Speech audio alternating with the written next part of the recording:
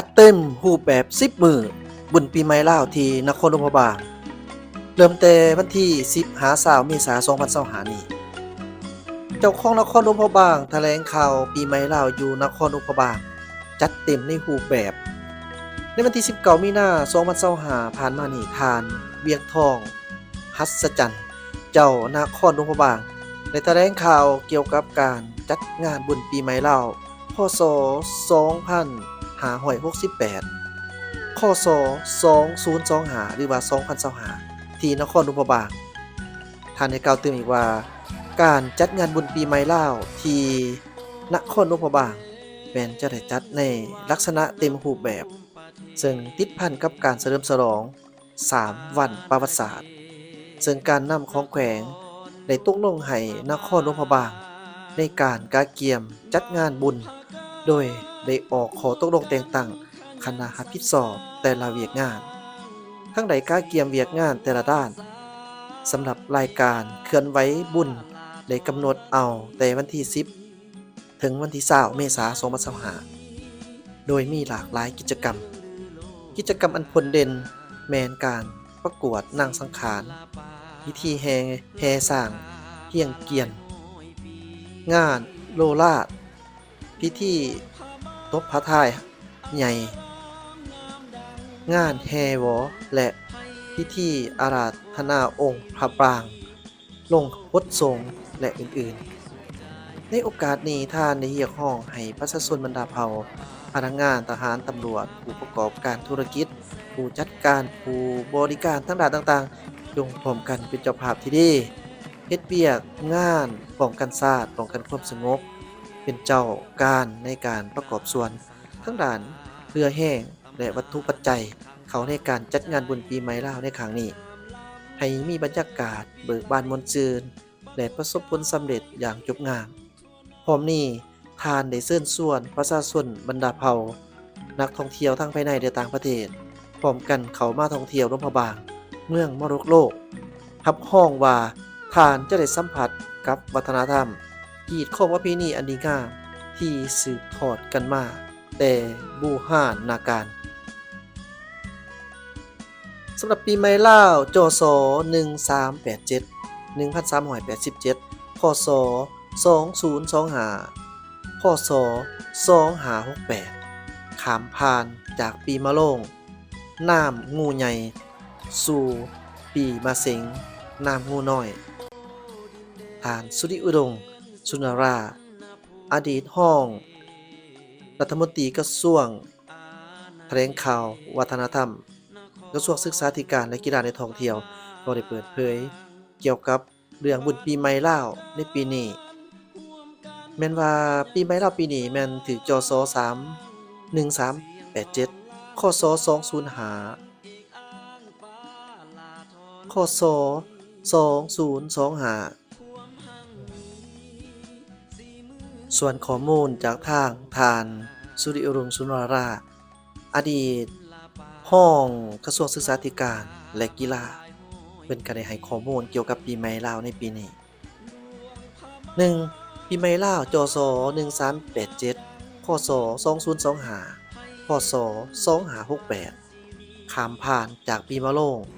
น้ำงูใหญ่สู่ปีมะเส็งน้ำงูน้อย 1. มื้อสังฆานหลวงวันจันทร์แห้ม2ค่ำเดือน5พศ2567ตรงกับวันที่14เมษายน2025เวลา 4:30 นาที 00 วินาที 2. มื้อสังฆานเน่าวันอังคารแห้ม3ค่ำเดือน5พศ2567ตรงกับวันที่15เมษายน2025 3. วันสังฆานขึ้นวันพุธแห้ม4ค่ำเดือน5พศ2567ตรงกับวันที่16เมษายน2025เวลา 8:27 นาที 36 วินาทีเปลี่ยนวันถลิงศกปีใหม่ลาวจุดศักราชเป็น 1387 2. นางสังขารทรงพระนามว่าโคราคาเทวีทรงพระหัตถ์ทัดดอกกลางของอาภรณ์ประดับไปด้วยแก้วมุกดาหารเสวยน้ำนมเป็นอาหาร ส่วนพระหัตถ์ขวาถือพระขันง่าวส่วนพระหัตถ์ซ้ายถือไม้ค้อนเท่าเสด็จนอนมาเทิงหลังเสือเป็นพาหนะ 1. เกณฑ์พิรุณนาคศาสตร์พระพุทธเป็นอธิบดีนาคดินนำหาโตบันดาลให้ฝนตก605ตกในขอบจักรวาล245ตกในป่าหิมพานต์185ตกในมหาสมุทร125ตกในโลกมนุษย์65 2. เกณฑ์ทาราธิคุณตกราศีอาโปนำจำหมากฝนจะตกตลอดปีนาดอนและนาลมจะดีทั้งสองอย่างจะมีลมพัดบางครั้งบักคราวมาจากทั้งสี่ตามฤดูกาล 3. เกณฑ์ธัญญาหารชื่อว่าลาภะเขากล้าให้หน้าจะได้พ้น10ส่วนเสียแต่ส่วนเดียว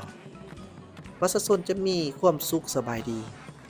ธัญญาหารจะมีบริบูรณ์อุดมสมบูรณ์ดี 4. พระรามาสมังสาฐานผลไม้จะดกหลายศีลป่าอาหารจะอุดมสมบูรณ์ดี 5. รุกขศาสตร์ไม่เดือเป็นพญาคนทั้งหลายจะอยู่เย็นเป็นสุขแล 6. เกณฑ์กาลโยกวันศุกร์เป็นทุ่งไส้วันศุกร์เป็นอธิบดีวันเสาร์เป็นอุบาทวันอาทิตย์เป็นโลกาวินาศ 3. ภาคภูมิใจฮิตของประเพณีวัฒนธรรมเอกลักษณ์แห่งความเป็นศาสตร์ลาวเมืองมรดกโลกหลวงพระบางจะได้แห่สร้างเฮียงเกียนประเพณีหนึ่งที่สำคัญในการเฉลิมฉลองบุญปีใหม่ลาวจศ1387ในวันที่13เมษายน2025อยู่ที่แขวงหลวงพระบางสปปลาว 1. ในตอนเสาร์ของวันที่13เมษายน2025เมืองมรดกโลกจะได้จัดขบวนแห่สร้างเฮียนเกวียนโดยเริ่มแห่หน้าวัดถาดน้อยไปตามเส้นทางสีสว่างวงศ์หาวัดใหม่สุวรรณภูมิตรงกันข้ามกับหอพิพิธภัณฑ์แขวงหลวงพระบางเพื่อทำพิธีเฮียนเกวียนข้างวัดใหม่สุวรรณภูมิจากนั้นก็แห่ไปวัดเชียงทองทำพิธีสู่ขวัญสร้าง 2. การจัดแห่สร้างเฮียนเกวียนเป็นหนึ่งกิจกรรมตอนรับปีท่องเที่ยวลาวที่แขวงหลวงพระบางและเป็นการสืบทอดประเพณีของชาวหลวงพระบางเมืองมรดกโลกที่มีมาตั้งแต่ก่อนและก่อนจะดินบุญปีใหม่ลาวของทุกๆปี 3. อำนาจการปกครองเมืองหลวงพระบางและภาคส่วนที่เกี่ยวข้องจะได้จัดพิธีดังกล่าวนี้ขึ้นในการแห่สร้างเฮียนเกวียนระยะที่ผ่านมาแม่นประกอบมีสร้างเก่าเสือกและสร้างเผือกเป็นผู้นำหน้าขบวน 4. การแห่สร้างเฮียนเกวียนแม่นการนำเอาสร้างมาทำบาสีสุขวัญเพื่อเป็นสิริมงคลให้แก่บ้านเมืองให้มีสุขสุมพมเย็นมีความเจริญสิวิไลและการแห่สร้างเฮียนเกวียนเป็นประเพณีที่ได้สืบทอดกันมาตั้งแต่ก่อนในหลายชั่วคน 5. คำว่าเฮียงเกวียนแม่นการนำเอาสร้างมาเทียบมาเฮียงเพื่อสั่งสอนและเฮ็ดพิธีสู่ขวัญสัตว์คู่บ้านคู่เมืองให้เป็นสิริมงคลมีสุขภาพแข็งแรงและนอกจากนี้ยังเฮ็ดให้สร้างผู้ฟังควบและผู้เจ้าผู้นาย 6. ในแต่ละปีจะได้จัดการแห่1-2 มื้อส่วนคำว่าเกียร์แมนลักใหม่อันหนึ่งสำหรับเอาไว้เทียบสร้างเพื่อทำพิธีดังกล่าว 4. บุญปีใหม่ลาวเป็นบุญปางใหญ่ของปวงชนลาวทั้งชาติเฉพาะอยู่นครหลวงพระบางจะมีกิจกรรมที่หลากหลายและมีเอกลักษณ์เฉพาะที่ได้สืบทอดกันมาหลายเส้นคนซึ่งทุกกิจกรรมแม่นส่องแสงให้เห็นถึงวัฒนธรรมและฮีตของประเพณีที่เป็นเอกลักษณ์เฉพาะเฮ็ดให้นักท่องเที่ยวทั้งภายในและต่างประเทศได้มีความประทับใจ เมื่อได้มาท่องเที่ยวและสัมผัสตัวจริงเคียงห้องให้นักท่องเที่ยวทั้งภายในและต่างประเทศพร้อมกันเตรียมความพร้อมเพื่อมาท่องเที่ยวชมหลวงพระบางรับรองว่าเมื่อท่านได้มาท่องเที่ยวจะมีความประทับใจอย่างบ่มีวันลืมขอขอบใจข้อมูลจากท่านสุริโอรมสุนทราอดีตรองรัฐมนตรีกระทรวงศึกษาธิการและกีฬา